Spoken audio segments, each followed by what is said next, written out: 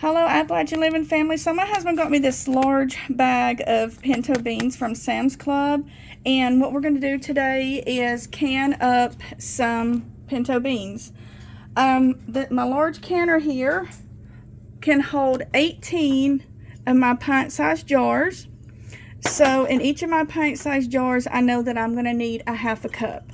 So what I'm going to do is I'm going to come over here and measure out 9 cups of the dried beans straight into my colander, and then I'm going to rinse them with some water and sort through them and make sure I take out any of the bad ones or any rocks that may be in there. Alright, I'm trying to film this one-handed, but what you're going to do is you're going to wash these and then pick through them and make sure there's no dirt or rocks, and take out any of them that may look bad. Okay, now we're going to fill up our jars because these are pint-sized jars. We're going to fill them up using a half a cup. And you just use your little funnel there.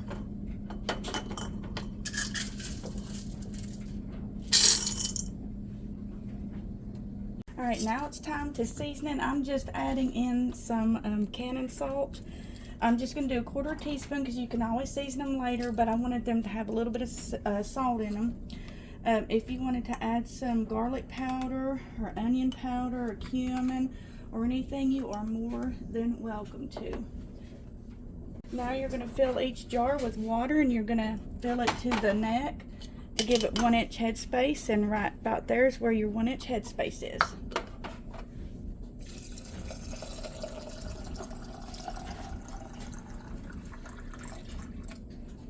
Alright, now we're going to debubble each jar. I've got this little debubbler here. If you do not have one, you can use a chopstick. Now I'm going to go through and wipe down the rims. Now you're going to put your lids on. Put your rings on to fingertip tight. So I wanted to show you that I have my bottom portion already full, and in order to double stack, you need another one of these. This one's just from my other canner, and you just lay it on top of the jars because you can't directly lay your jars on top of each other. It is just not safe. And then you just start loading in your other jars. So I have room for another 1 or 2 jars, and you better believe I'm going to get them ready. Alright, so we have all our jars in here, so we're ready to put the lid on. Alright, it is time for us to put our lid on. You will have an arrow right here, and it will match up with this arrow right there. I've got some hard water stains, I know, and I forgot to put some vinegar in here, but it'll be alright. So I like to do some safety checks. This hole right here that your steam goes through, do you see that? You can see the light? That's good. That's what you want. If when you pick it up and you cannot see through it, you can either try and blow through it or try and clean it out because there's something blocking it. You have to have 10 minutes of steady stream coming out of this before you can put your weight on it. This right here that tells me that the pressure is built up or it's not. I like to kind of jiggle it and make sure my rubber seal. I like to make sure it is not dry rotted, that it is okay. Then this back plug, I like to make sure it's okay and it looks all right. Now we can line up our arrows.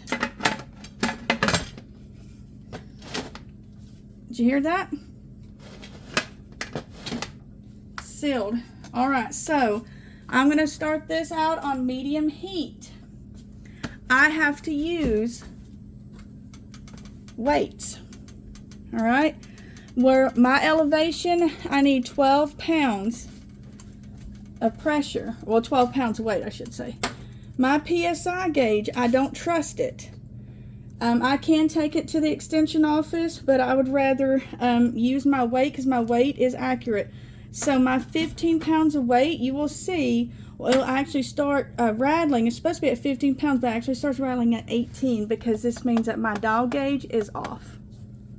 We're starting to have some steam up here, but I have to wait until this pops up before I can start my timer for 10 minutes. Alright, it has popped up, so now we set our 10-minute timer. The timer just went off, And I'm going to put my weight on, and pressure will slowly begin to rise. And as it does, I will be turning my stove eye down. I do have it up to about medium high right now. As you can hear, it is trying to start jiggling. Once we've got a really good jiggle, then we can set our timer for 75 minutes for pints. Okay, we are at a nice jiggle, and we are going to set our timer for 75 minutes. Alright, our timer has went off, so we went ahead and turned off the heat. We're going to wait till this goes all the way down to 0 and our little vent thing goes down before we open up our lid.